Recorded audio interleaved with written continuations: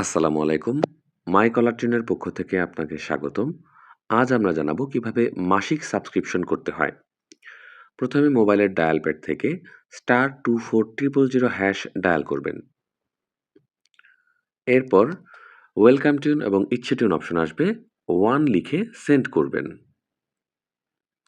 এরপর ৩ টি অপশন আসবে monthly, weekly, daily.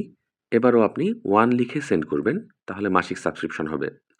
এবার আসবে ওয়ান টাইম এবং অটো রিনিউয়াল।